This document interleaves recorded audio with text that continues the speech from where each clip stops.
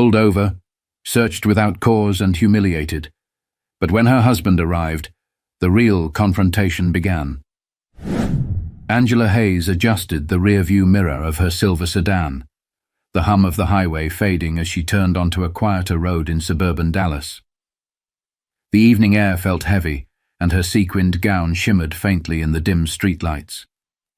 She had just left a fundraiser event, a night spent supporting a local community center she deeply cared about.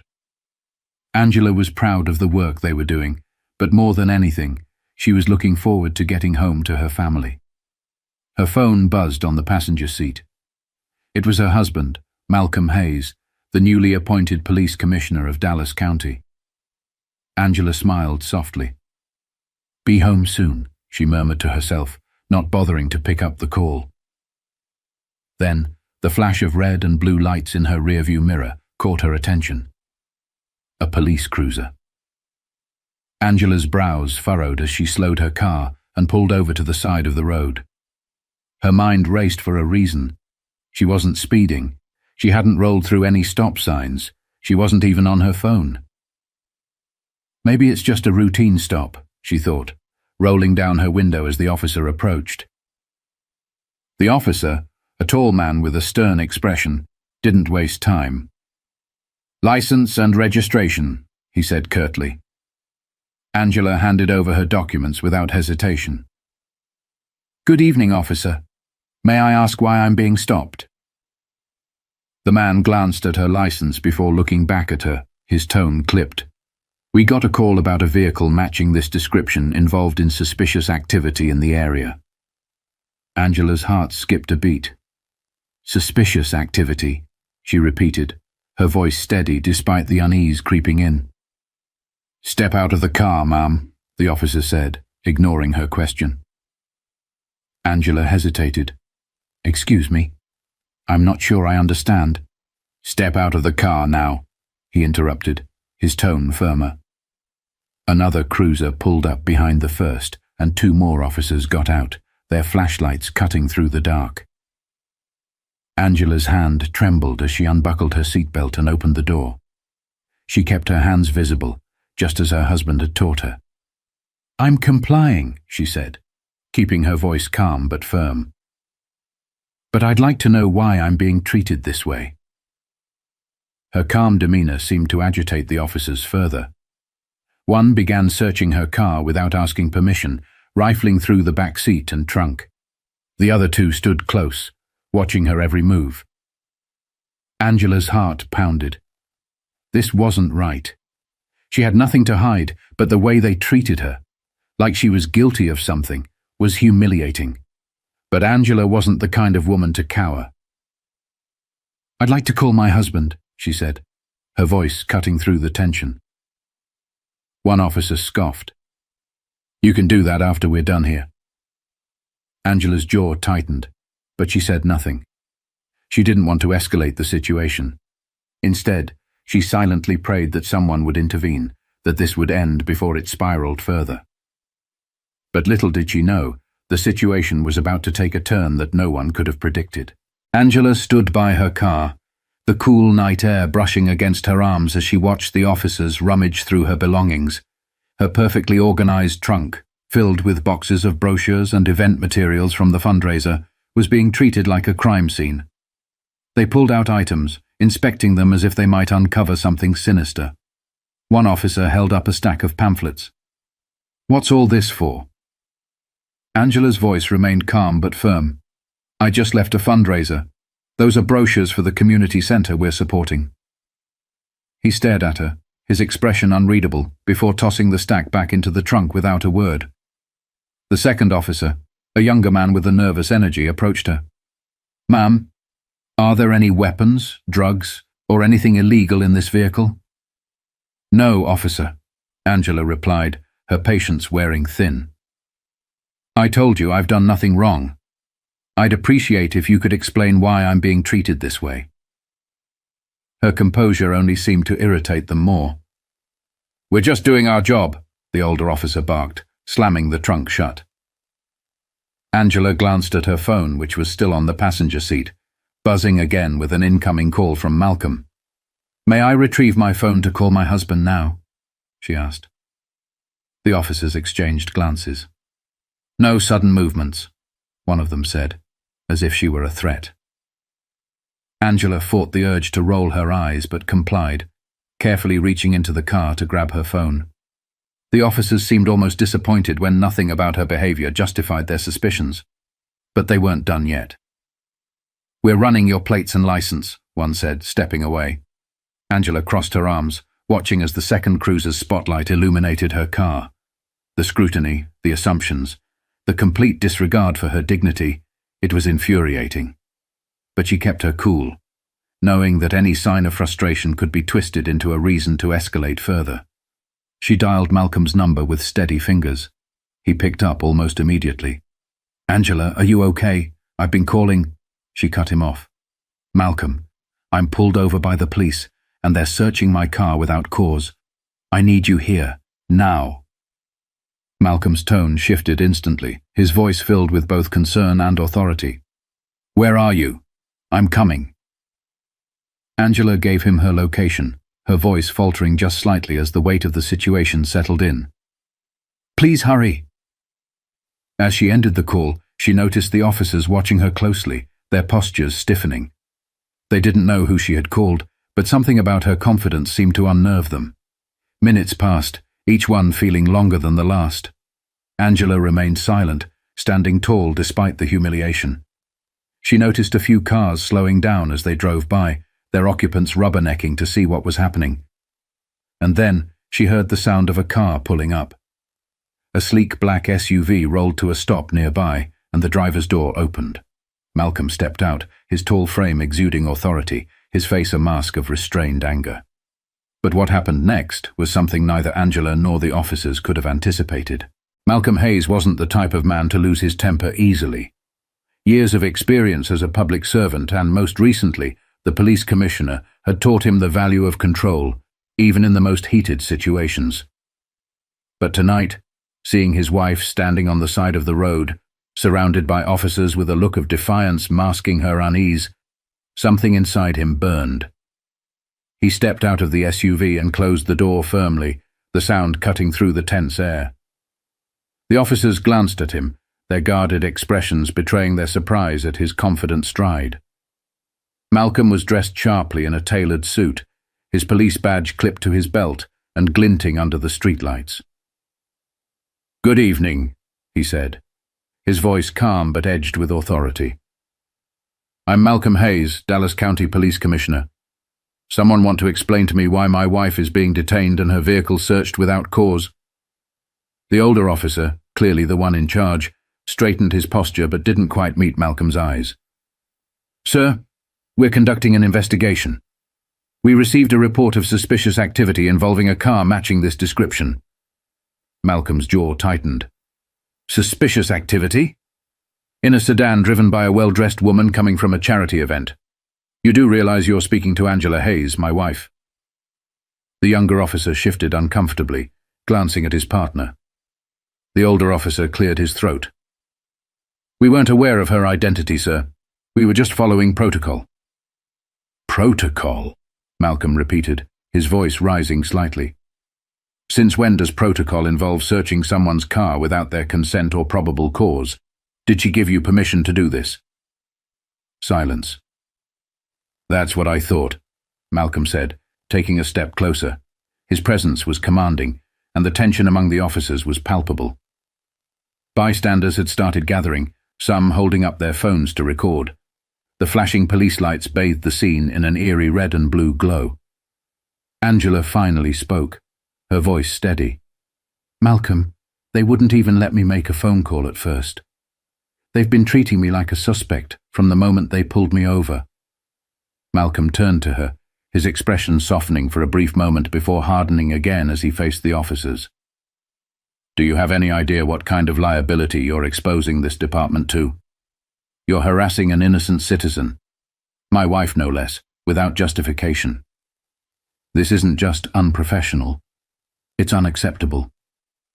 One of the officers, clearly feeling the heat, stammered, We were just doing our job, sir. We didn't mean—" "You didn't mean?" Malcolm cut him off, his tone sharp. Your actions suggest otherwise. And those cameras, he said, gesturing to the growing number of bystanders recording the scene, will ensure there's no spinning this later. You're going to explain yourselves right here, right now. The officers exchanged nervous glances, clearly unsure how to proceed. The older officer stepped forward, attempting to regain control.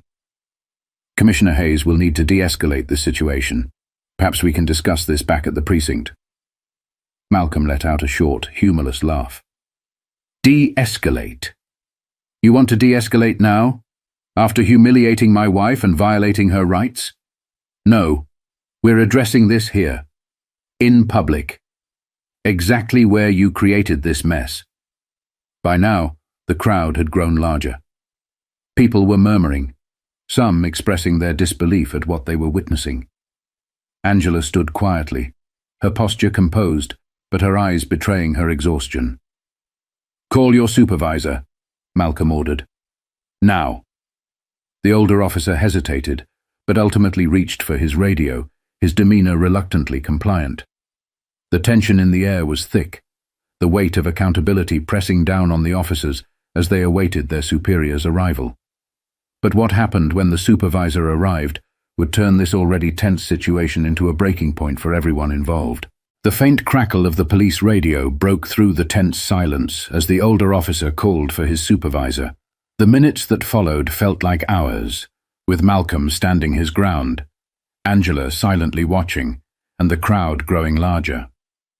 Some bystanders murmured among themselves, while others whispered into their phones or live-streamed the scene.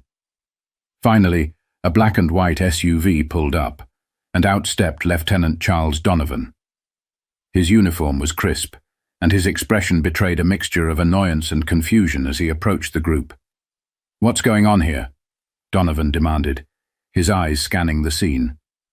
He barely glanced at Angela before turning to Malcolm. Lieutenant Donovan, Malcolm said evenly, your officers here pulled over my wife, conducted an unwarranted search of her vehicle, and have failed to provide any legitimate reason for their actions. I'm waiting for an explanation. Donovan's eyes widened as the realization hit him. Commissioner Hayes. I didn't realize. That's the problem, Lieutenant, Malcolm interrupted, his voice steady but sharp. It shouldn't matter who she is. Every citizen deserves respect and fair treatment, and this is anything but.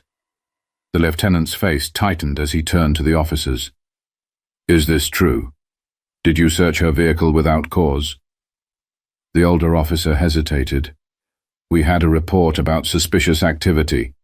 Cut the excuses, Malcolm interjected, his voice cutting through the air like a knife. You had no cause. None. And now, not only have you harassed an innocent woman, but you've also put this entire department under scrutiny. Do you even understand the gravity of what you've done? Donovan rubbed his temple, clearly trying to maintain control of the situation. Commissioner, I assure you, this will be investigated thoroughly. I'll handle it personally. Malcolm took a step forward, his voice unwavering. This isn't just about an investigation. It's about accountability. You don't get to sweep this under the rug, not this time. The crowd murmured in agreement, their phones capturing every word. Malcolm turned to them, addressing the bystanders directly. To everyone here, he said, raising his voice, this is the kind of behavior we've been fighting to eliminate in our police force. No one, no matter their status, their job, or their skin color, should have to endure this kind of treatment. This is why accountability matters. A smattering of applause rippled through the crowd.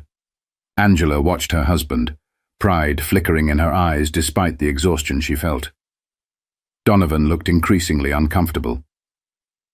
Commissioner, perhaps we can move this conversation somewhere private. No, Malcolm said firmly. Transparency happens here, in front of the people you serve. Your officers need to understand that there are consequences for their actions. If they don't, nothing will ever change. The officers shifted uncomfortably as Donovan struggled to respond. It was clear that the balance of power had shifted. and there was no escaping the consequences of what had unfolded. But the story didn't end there. The fallout from that night would spark a chain of events that no one, especially the officers involved, could have anticipated. The fallout from that night was swift and unrelenting. By the next morning, the video recordings of the confrontation had gone viral, shared across social media platforms with hashtags like #JusticeForAngela and #AccountabilityMatters. News outlets picked up the story, airing the footage alongside headlines questioning the integrity of the Dallas County Police Department. Angela and Malcolm sat side by side at their dining table, the morning light streaming through the windows. Angela, still tired from the night before, sipped her coffee while Malcolm scrolled through his phone, reading articles and comments. "They're calling it the Hayes incident," Malcolm said, his tone heavy. "I knew it would get attention, but it's bigger than I expected."